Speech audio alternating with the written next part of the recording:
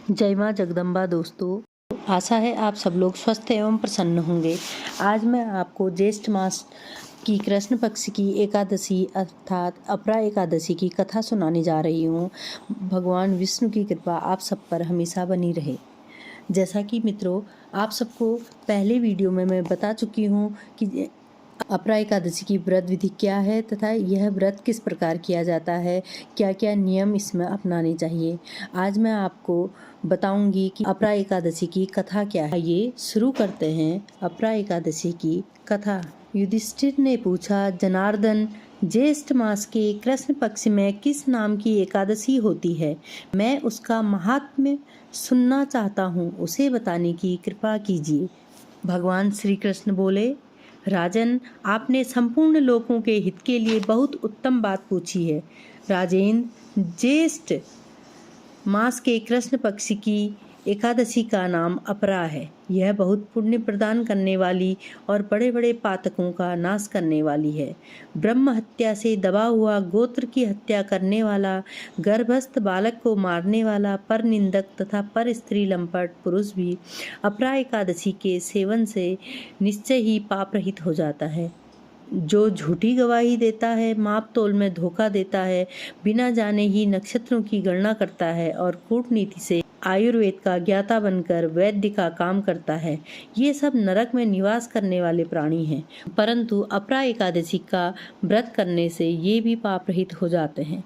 यदि कोई क्षत्रिय अपने क्षत्रिय धर्म का परित्याग करके युद्ध से भागता है तो वह क्षत्रियोचित धर्म से भ्रष्ट होने के कारण घोर नरक में पड़ता है। जो शिष्य विद्या प्राप्त करके स्वयं ही गुरु निंदा करता है वह भी महापातकों से युक्त होकर भयंकर नरक में गिरता है। किंतु अपरा एकादशी का व्रत करने से ऐसे मनुष्य भी सद्गति को प्राप्त हो जाते हैं। माघ में जब सूर्य मकर राशि पर स्थित हो उस समय प्रयाग में स्नान करने वाले मनुष्यों को जो पुण्य होता है, काशी में शिवरात्रि का व्रत करने से जो पुण्य प्राप्त होता है, गया में पिंडदान करके पितरों को तृप्ति प्रदान करने वाला पुरुष जिस पुण्य का भागी होता है, बृहस्पति के सिंह राशि पर स्थित होने पर गोदावरी में स्नान करने वाला मानव जिस फल को प्राप्त करता है, बद्रिकाश्रम की यात्रा करते के समय भगवान केदार के दर्शन से तथा बद्री तीर्थ के दर्शन से जो पुण्य प्राप्त होता है वह, तथा सूर्य ग्रहण के समय कुरुक्षेत्र में दक्षिणा सहित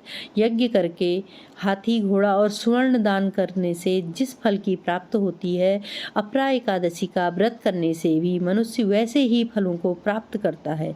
अपरा को उपवास करके भगवान वामन की पूजा करने से मनुष्य सब पापों से मुक्त हो श्री विष्णु लोक में प्रतिष्ठित होता है। इसको पढ़ने और सुनने से सहस्त्र गोदान का फल मिलता है। हमारे शास्त्रों में कहा गया है कि एकादशी व्रत करने वाले के समस्त पापों का नाश हो जाता है।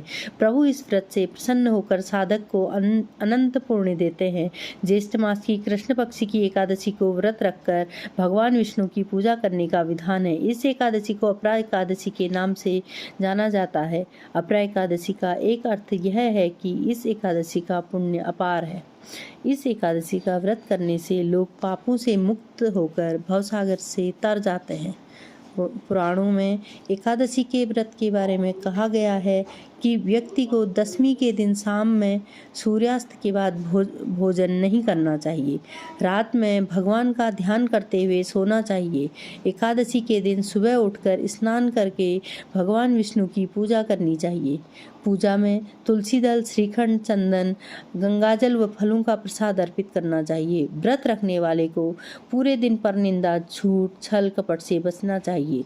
जो लोग किसी कारण व्रत नहीं रखते हैं उन्हें एकादशी के दिन चावल नहीं खाना चाहिए। जो व्यक्ति एकादशी के दिन विष्णु सहस्त्र नाम का पाठ करता है उस पर भगवान विष्णु की विशेष कृपा होती है। व्रत की कथा इस प्रकार है। महीध्वज नामक एक धर्मात्मा राजा था। राजा का छोटा भाई वज्रध्वज बड़े भाई से द्वेष रखता था। एक दिन मौका पाकर इसने राजा की हत्या कर दी और जंगल में एक पीपल के नीचे शव को गाड़ दिया।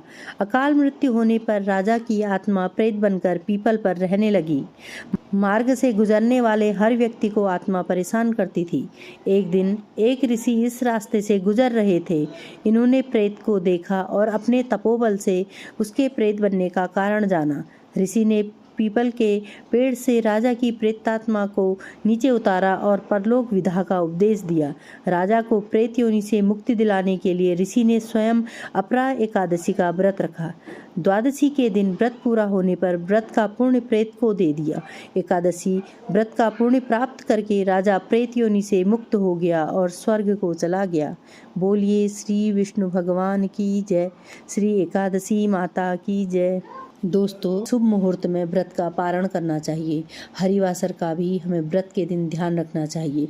आपको हरिवासर, व्रत के शुभ मुहूर्त, इन सब बातों की जानकारी मेरे पहले वीडियो में दी गई है। कृपया उस वीडियो को ज़रूर सुनें तथा उस पर क्लिक करें तथा उसको ज़रूर सुनें। उससे आपको एकादशी व्रत की संपूर्ण विधि का ज्ञान हो जाएगा। धन्यवाद। दोस्तों, अगर आपको मेरे वीडियो अच्छे लगते हैं तो प्लीज़ लाइक, शेयर, सब्सक्राइब ज़रूर करें। धन्यवाद।